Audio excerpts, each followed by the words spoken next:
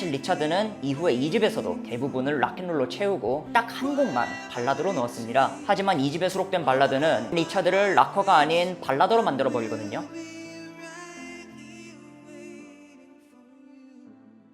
한 시대를 풍미한 옛날 뮤지션을 알아보는 시간, 복구맨입니다. 옛날 음악을 탐구하는 유튜버로서 좋은 점은 시간이 지날수록 가수들이 묵혀둔 이야기를 많이 풀고 자신의 속마음 또한 털어놓는다는 점이에요. 그 옛날의 노래들에도 사연과 재미가 더해진다는 거죠. 리차드 막스도 그렇습니다. 이번 달에 자서전을 출판하면서 자신의 숨겨진 이야기를 마음껏 털어놓았더라고요.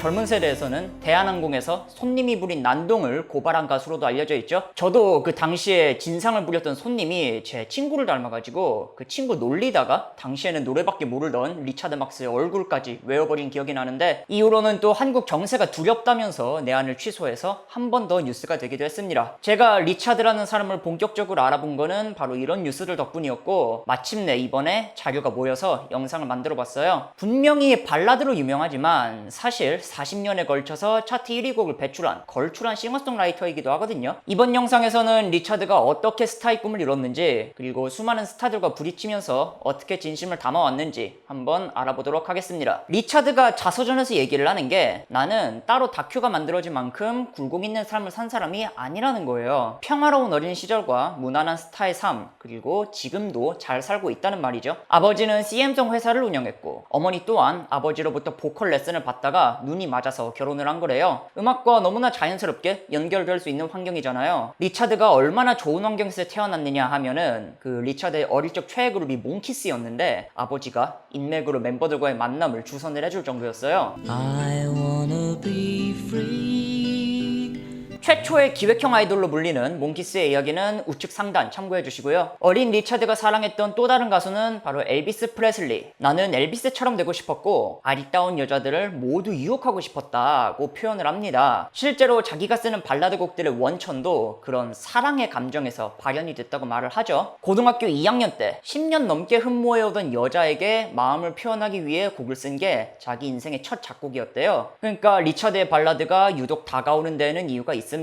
곡을 쓸 때마다 진심을 담아, 그리고 차마 말로 할 수 없는 이야기들을 노래에 담아내려고 노력했기 때문에, 그리고 이렇게 본격적인 작곡을 시작을 한 뒤로 자신의 기호를 알게 되는 거죠. 아, 남의 곡을 커버하는 것보다 내 곡을 쓰는 것이 더 흥미로운 작업이구나 라고. 그러니까 고백용으로 썼던 이 진심 펀치 곡을 계기로 리차드의 인생이 송두리째 뒤바뀐 거라고 봐도 좋아요. 리차드는 여느 가수 지망생처럼 데모 테이프를 만들게 되고, 이거는 인맥을 통해서 몇 달이 건너 라이오넬 리치의 귀에 들어갑니다. 라이오넬은 데모를 듣고 리차드에게 전화를 걸어서 고등학교 졸업 뒤 LA로 오라고 권유, 그리고 리차드를 백보컬로 써먹으면서 리차드의 음악계 입문을 도와요.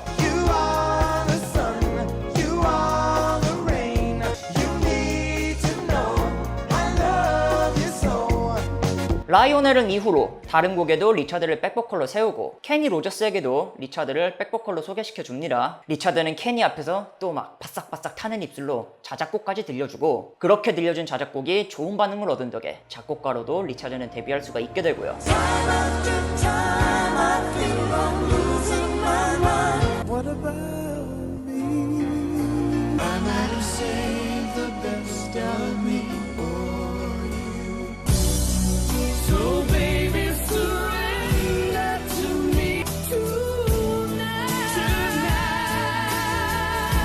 자, 이렇게 본인의 이력서가 꽉 채워졌으니 이후로는 수많은 유명 가수들과 함께 하면서 업계를 배울 수 있었다고 하죠. 본인은 이 시절이 마치 레코드 프로덕션 학교를 다니는 느낌이었다고 표현을 하거든요. 그 당시에는 가수로 데뷔하지 못해서 조바심이 났는데 지금 생각해보면은 이게 다 배움의 시간이었대요. 리차드는 이렇게 2년간 수도 없이 데모를 거절당하면서 고난의 시간을 갖다가 24살인 1987년에 마침내 데뷔 앨범 리차드 막스를 발매, 고등학교 때 진심 펀치가 데뷔로까지 이어진 거죠.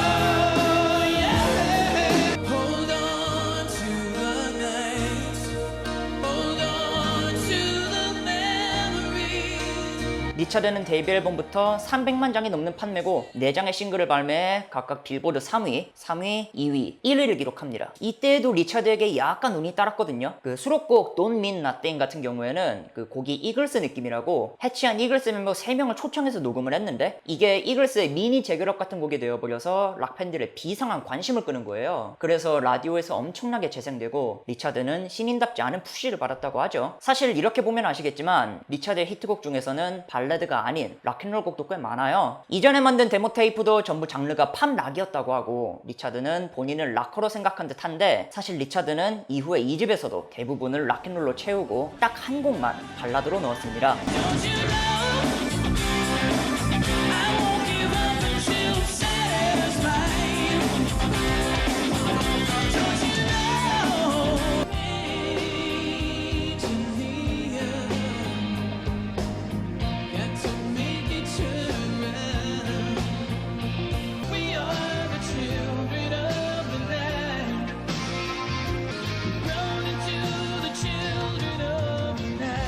하지만 이 집에 수록된 발라드는 리차드가 터뜨린 또 한 번의 진심 펀치였다는 거. 이 곡은 리차드를 락커가 아닌 발라더로 만들어버리거든요.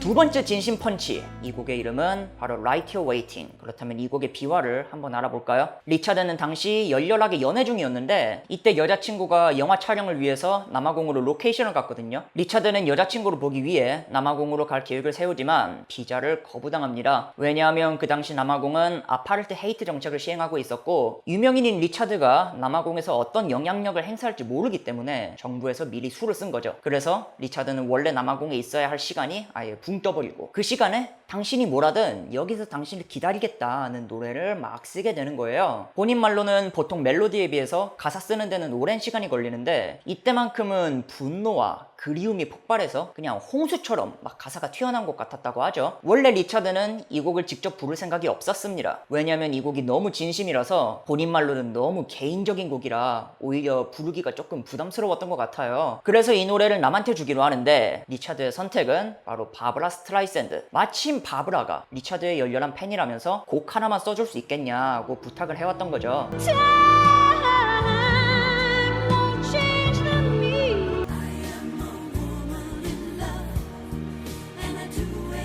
우리가 생각하는 바브라의 이미지가 있잖아요. 바브라가 실제로도 이런 말을 했대요. 내가 따로 무슨 음악을 한다고 정해둔 건 없지만 하지 않는 건 확실하다. 나는 피해자가 된 여성의 노래나 약한 모습을 드러내는 노래는 하지 않을 것이라고. 그래서 리차드는 바브라가 이 곡을 부르면은 꽤 어울릴 것 같아서 이 노래를 줬는데 이 Right Here Waiting이라는 가사가 바브라한테는 굉장히 약한 모습으로 비춰진 거예요. 나 바브라는 누군가를 위해 기다리지 않는다면서 가사를 바꿔줄 것을 요청을 합니다. 하지만 리차드는 이 곡은 너무 진심 펀치라서 가사를 바꿀 순 없다고 생각. 그래서 자기가 이거를 그냥 부르기로 해요. 그리고 이거는 신의 한 수가 되어서 전 세계 각지에서 차트 1위를 차지, 리차드를 본격적인 월드스타로 만들죠. 리차드는 본인의 진심을 담은 사건들로 최고의 위치에 오를 수 있었어요. 그리고 나중에는 Right Here Waiting에 영감을 준 여자친구와 진짜로 결혼해서 2014년까지 잘 살게 됩니다. 그리고 한 차례 더 결혼 생활 도중 아내를 위한 곡을 써내면서 그거를 다시 한번 자신의 대표곡으로 만들고요.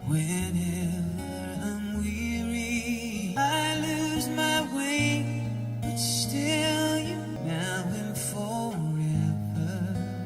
I will be your man. 리차드는 Now and Forever를 두고 이거는 나와 아내를 표현한 곡이고 이건 그냥 내가 아내한테 편지를 쓴 게 음악으로 발현된 형태라고 얘기를 해요. 리차드의 전성기는 90년대 중반까지 지속이 됩니다. 그리고 이후에는 조금씩 하락세를 타요.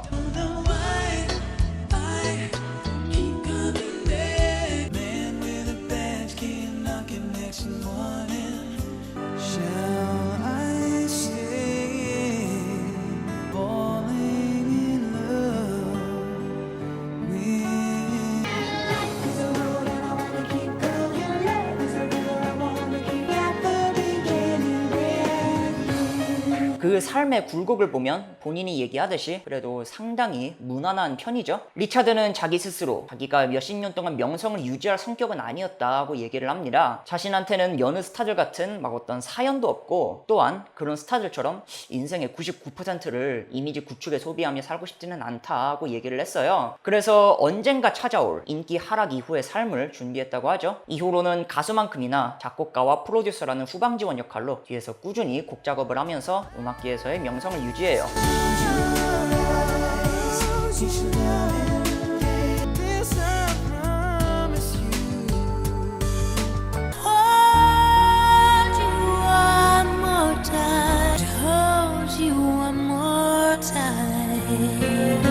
Another dance with him. I'd play dance with my father again.